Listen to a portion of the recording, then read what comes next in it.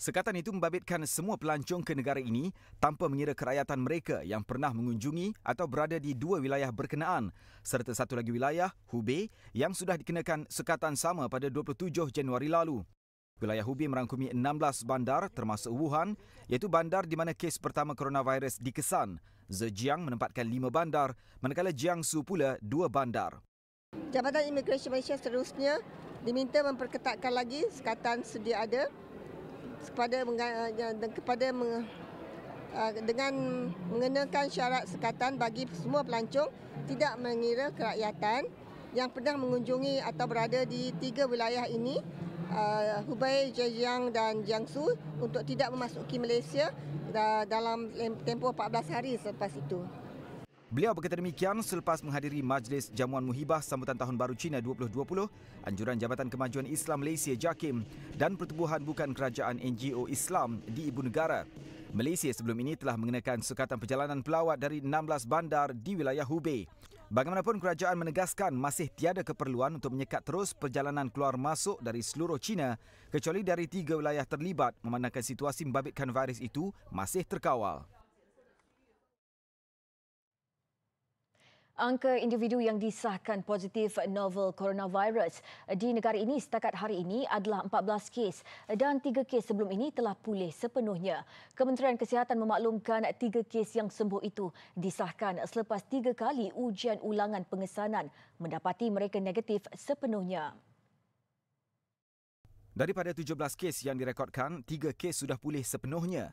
Satu membabitkan kanak-kanak warga Cina berusia 4 tahun yang dirawat di Hospital Sultanah Maliha, Langkawi. Dan 2 lagi yang pulih membabitkan seorang lelaki warga Cina berusia 40 tahun yang sebelum ini dirawat di Hospital Permai, Johor Bahru, serta seorang lelaki warga Cina berusia 63 tahun yang dirawat di Hospital Kuala Lumpur. 3 kes yang pulih itu disahkan selepas 3 kali ujian pengesanan dilakukan dan mereka didapati negatif sepenuhnya. Mereka kini dibenarkan keluar hospital.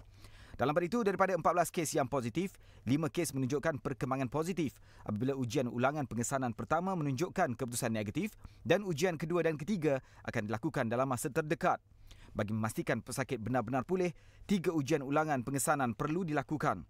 Perkembangan itu menunjukkan jangkitan boleh dirawat dan pesakit boleh kembali sembuh sepenuhnya. Tanggapan ramai bahawa penyakit itu pastinya membawa maut kepada mereka yang menghidapinya adalah tidak benar.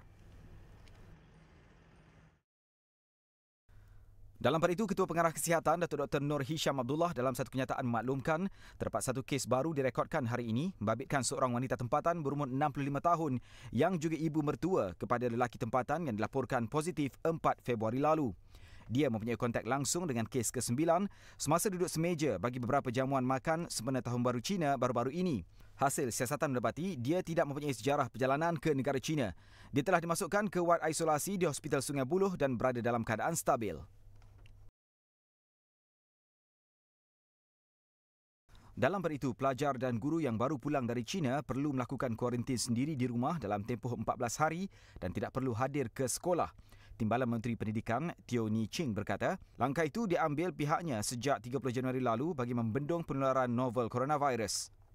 Ujarnya, walaupun mereka tiada simptom wabak itu ketika saringan kesihatan di semua pintu masuk, namun langkah kuarantin sendiri di rumah selama 14 hari masih perlu dilakukan sebagai langkah berjaga-jaga. Ketika ini, kementerian tambahnya tiada sebarang arahan untuk mengambil langkah menghadkan aktiviti luar pelajar seperti yang dilakukan Singapura. Pun begitu, pihaknya akan memantau serta mengikut arahan dan nasihat Kementerian Kesihatan berhubung keperluan itu. Seterusnya, Jabatan Kesihatan Kelantan menafikan dakwaan mengenai seorang lelaki yang dihantar ke Hospital Tumpak disyaki dijangkiti novel coronavirus. Pengarahnya Dr. Zaini Hussein berkata dakwaan yang tular di media sosial itu tidak benar. Sebaliknya, lelaki berusia 50-an itu hanya menunjukkan tanda-tanda jangkitan saluran pernafasan. Dr. Zaini dalam satu kenyataannya memaklumkan lelaki itu hadir ke Hospital Pakar Perdana untuk pemeriksaan. Hospital swasta berkenaan kemudiannya menghantar pesakit itu ke Hospital Tumpat untuk pemeriksaan lanjut. Ujarnya kes berkenaan bukan jangkitan coronavirus sebagaimana yang tular di media sosial. Terdahulu, visual pesakit berkenaan tular terutamanya menerusi aplikasi WhatsApp. Dr. Zaini berharap sebaran maklumat tidak benar itu dihentikan oleh semua pihak.